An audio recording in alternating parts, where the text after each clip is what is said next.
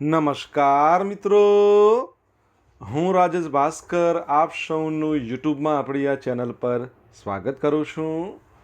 મિત્રો, આજે આપણે તારીખ 23 માર્ચ 2024ના કેટલાક મોસ્ટ ઇમ્પોર્ટન્ટ કરંટ અફેર અને અગાઉની પરીક્ષામાં પૂછાયેલા કેટલાક ઇમ્પોર્ટન્ટ પ્રશ્નો વિશે ડિટેલમાં ચર્ચા કરીશું, જે આપને આવનારી પરીક્ષા માટે ખૂબ જ ઉપયોગી સાબિત થશે.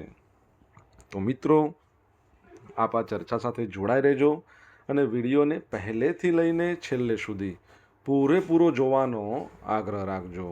તો ચલો મિત્રો, શરૂ કરીએ.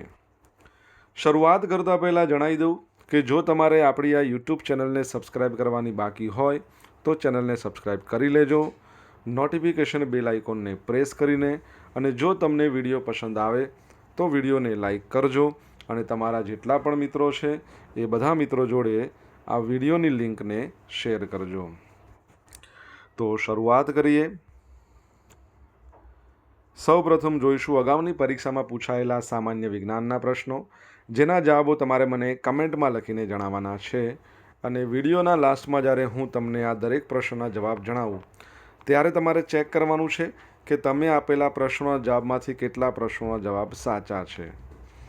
ત્યારબાદ તમારે શું કરવાનું, તમને ખ્યાલ છે કે ડેલી જીકે ટેસ્ટ, જેમાં આપણે રોજ 10 પ્રશ્નો પૂછીએ છીએ, આ 10 પ્રશ્નોમાંથી તમે જેટલા પણ પ્રશ્નોના જવાબ આપ્યા છે એમાંથી સાચા કેટલા છે, એટલે કે 10માંથી 9 સાચા છે, 10માંથી 10 સાચા છે. આંકડો તમારે જણાવવાનો છે કમેન્ટમાં લખીને. અને આ 10 પ્રશ્નોમાંથી 5 પ્રશ્નો આપણે અત્યારે સામાન્ય વિજ્ઞાનના પૂછીએ છીએ, બાકીના 5 પ્રશ્નો ગુજરાતની કલા, સંસ્કૃતિ અને વારસાના પ્રશ્નો છે. ઓકે, તો તમે તમારો આન્સર આપો નીચે કમેન્ટ બોક્સમાં, અને હું આજના કરંટ અફેરનો પ્રથમ પ્રશ્ન છે એની શરૂઆત કરું છું.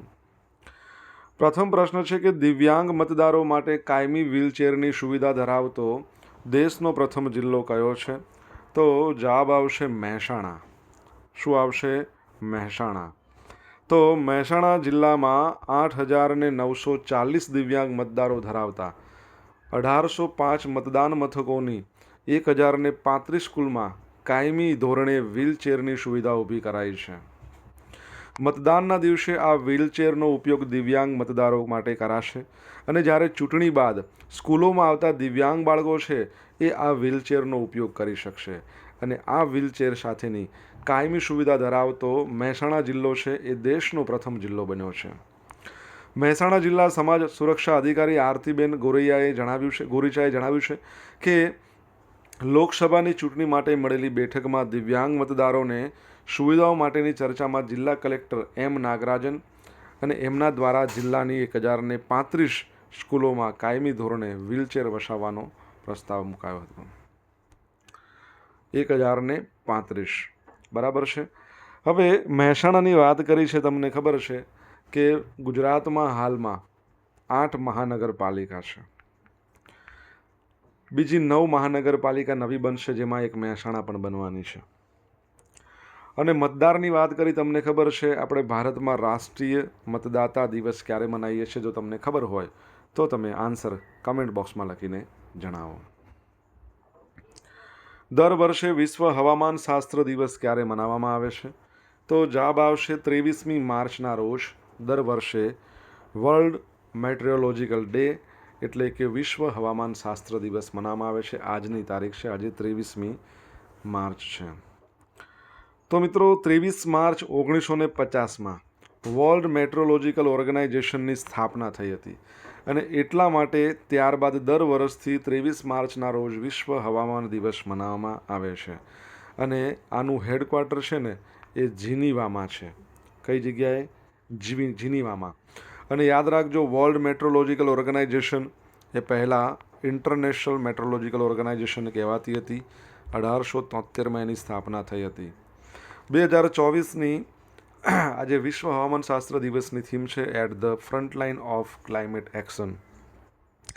તમને ખબર છે ઇન્ડિયા મેટ્રોલોજીકલ ડિપાર્ટમેન્ટ, એટલે કે ઇન્ડિયા મેટ્રોલોજીકલ ઓર્ગેનાઇઝેશન તમે કહી શકો, તો એની સ્થાપના 1875માં કરવામાં આવી. અને એનું હેડક્વાર્ટર નવી દિલ્હીમાં છે. તમારે કહેવાનું છે એના ડિરેક્ટર જનરલનું નામ જો આવડતું હોય તો. મિત્રો, 23મી માર્ચને ભારતમાં શહીદ દિવસ અથવા તો શહીદી દિવસ તરીકે ઉજવવામાં આવે છે.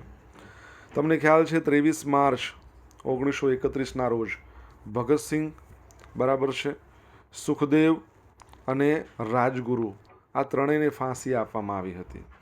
આ ત્રણેયની શહાદતને શ્રદ્ધાંજલિ આપવા માટે દર વર્ષે 23 માર્ચના રોજ શહીદ દિવસ મનાવવામાં આવે છે. તમને ખબર હોય તો શહીદ દિવસ બીજો પણ એક છે જે ભારતમાં મનાવવામાં આવે છે, જ્યારે ગાંધીજીની હત્યા કરવામાં આવી હતી. તો એ શહીદ દિવસ કઈ તારીખે આવે છે? તમને આન્સર આવડતો હોય તો તમે કમેન્ટમાં લખીને જણાવી શકો છો.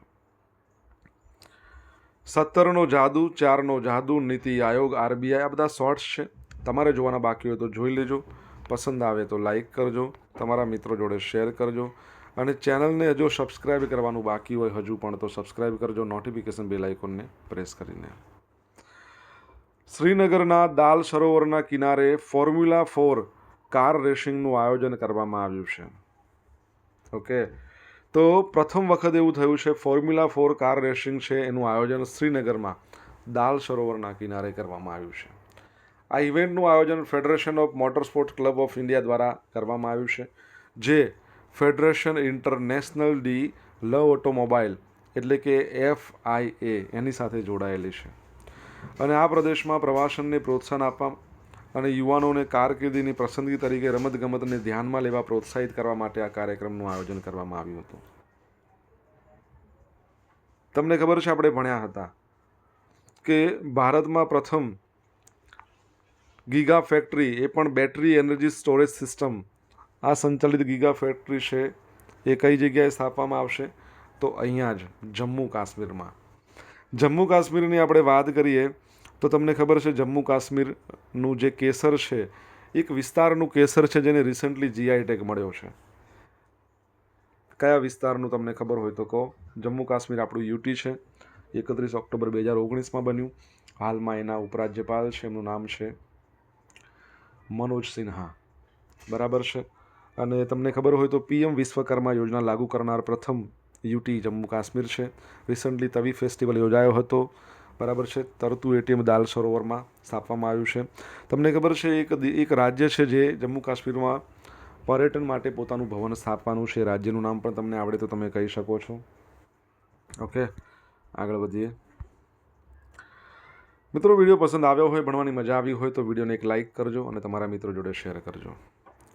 આપણી બંને YouTube ચેનલ રાજેશ ભાસ્કર અને રાજેશ ભાસ્કર 2ને સબસ્ક્રાઈબ કરજો, નોટિફિકેશન બેલ આઇકોનને પ્રેસ કરીને. જો તમારે ડેલી કરંટ અફેરની PDF જોઈતી હોય બિલકુલ ફ્રીમાં, તો આપણી ટેલિગ્રામ ચેનલને જોઈન કરજો.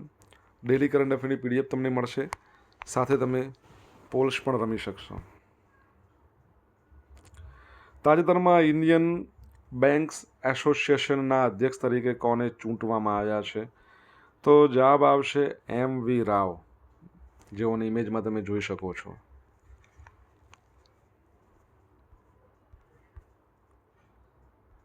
Indian banks association A central bank of ઇન્ડિયાના જે MD છે અને CEO છે MV રાવ એને નવા અધ્યક્ષ તરીકે ચૂંટ્યા છે. IBAની મેનેજિંગ કમિટીની બેઠક દરમિયાન આ નિર્ણય લેવામાં આવ્યો હતો. સમિતિએ નીચેના 3 વ્યક્તિઓને બેન્કિંગ લોબી જૂથના વાઇસ ચેરમેન તરીકે પણ ચૂંટ્યા છે, જેમાં પહેલા છે દિનેશ કુમાર ખારા, જેઓ SBIના ચેરમેન છે. બીજા છે SL જૈન, જેઓ ઇન્ડિયન બેંકના MD અને ચીફ એક્ઝિક્યુટિવ છે. પછી છે NN કામકોડી, જે સિટી યુનિયન બેંકના MD અને ચીફ એક્ઝિક્યુટિવ છે. બેંક ઓફ બહેરીન અને કુવૈતના કન્ટ્રી હેડ ચીફ એક્ઝિક્યુટિવ માધવ નાયરને સર્વાનુમતે IBAના માનદ સચિવ તરીકે ચૂંટવામાં આવ્યા છે. IBAની વાત કરીએ, ઇન્ડિયન બેંક્સ એસોસિએશન બેંકોની એક પ્રતિનિધિ સંસ્થા છે, જેમાં જાહેર ક્ષેત્ર, ખાનગી ક્ષેત્ર, વિદેશી, સહકારી, પ્રાદેશિક ગ્રામીણ બેંકો બધાનો સમાવેશ થાય છે.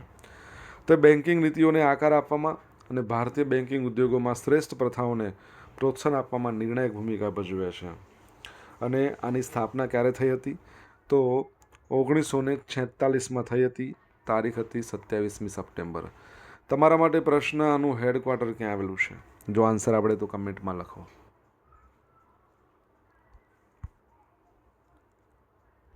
તાજેતરમાં પ્રથમ શ્રેષ્ઠ કમાન્ડ હોસ્પિટલ માટે કઈ હોસ્પિટલને રક્ષામંત્રી ટ્રોફીથી સન્માનિત કરવામાં આવી છે?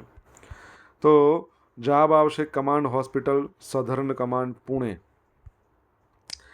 તો command hospital southern command Pune છે. અને બીજી હોસ્પિટલ છે command hospital central command Lucknow. એને 2022 માટે સશસ્ત્ર દળોની તબીબી સુવિધાઓની શ્રેષ્ઠ, બરાબર છે, એ પુણેવાળી શ્રેષ્ઠ અને લખનઉવાળી બીજા નંબરની શ્રેષ્ઠ હોસ્પિટલો આ માટે રક્ષામંત્રી ટ્રોફીથી સન્માનિત કરવામાં આવે છે. રક્ષામંત્રી ટ્રોફીની સ્થાપના 1989માં AFMSની સશસ્ત્ર દળો હોસ્પિટલ દ્વારા પૂરા પાડવામાં આવતી આરોગ્ય સંભાળ સેવાઓમાં શ્રેષ્ઠતાને ઓળખવા અને તેમની વચ્ચે પ્રતિસ્પર્ધાની ભાવનાને પ્રોત્સાહન આપવા માટે આ એવોર્ડની સ્થાપના કરવામાં આવી છે. તમને ખબર છે ને આપણા રક્ષામંત્રી હાલમાં કોણ છે? તો રાજનાથ સિંહ છે.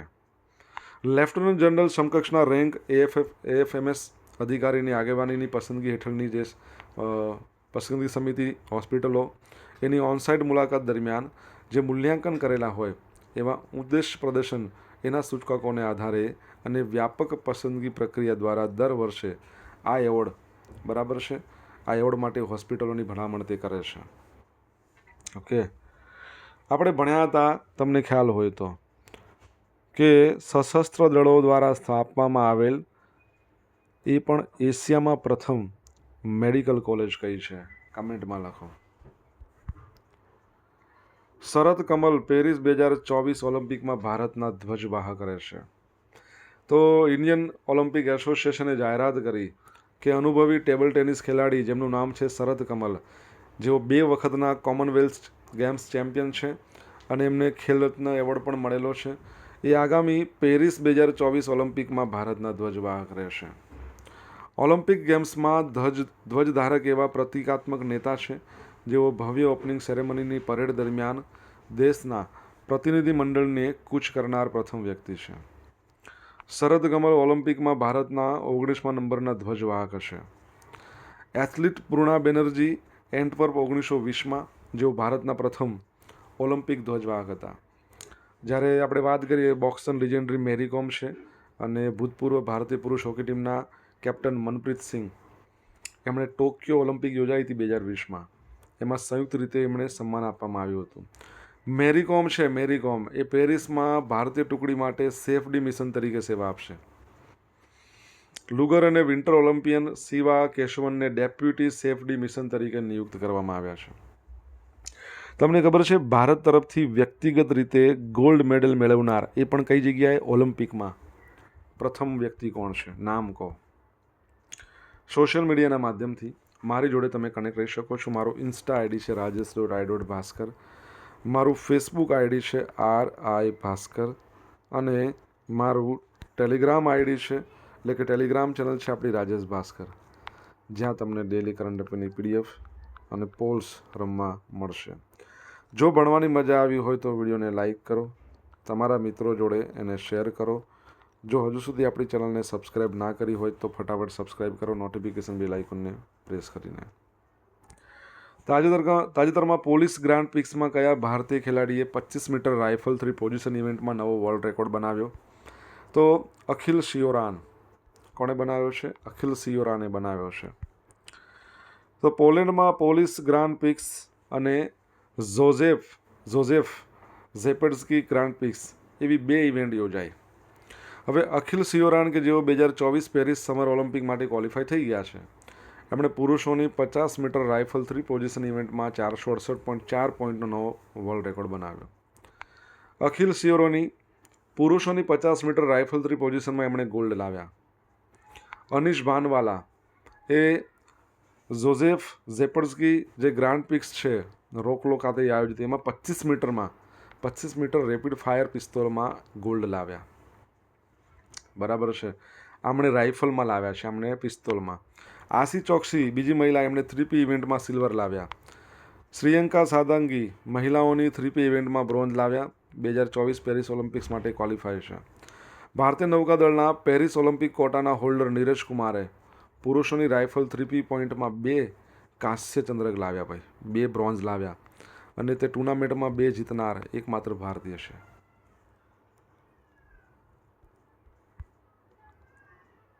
પંકજ અડવાણી એમને બિલિયર્ડ હોલ ઓફ ફેમમાં સામેલ કરવામાં આવ્યા છે. ભારતના એક મહાન બિલિયર્ડ ખેલાડી છે.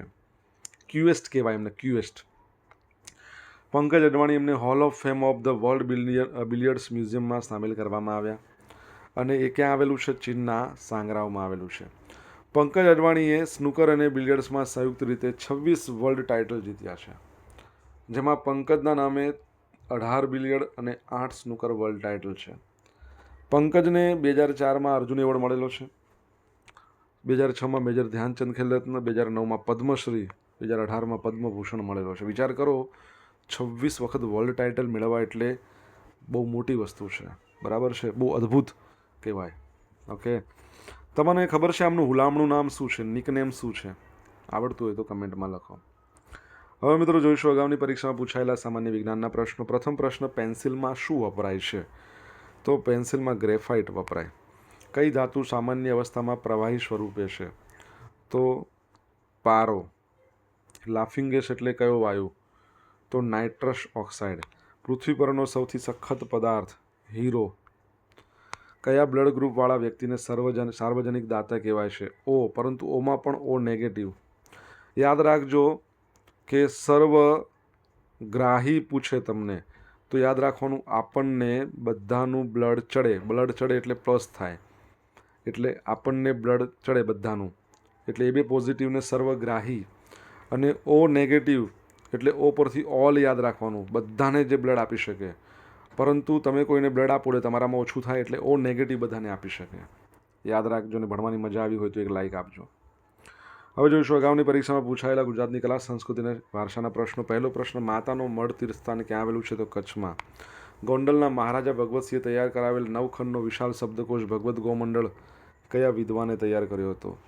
તો શ્રી ચંદુલાલ બેચરભાઈ પટેલે.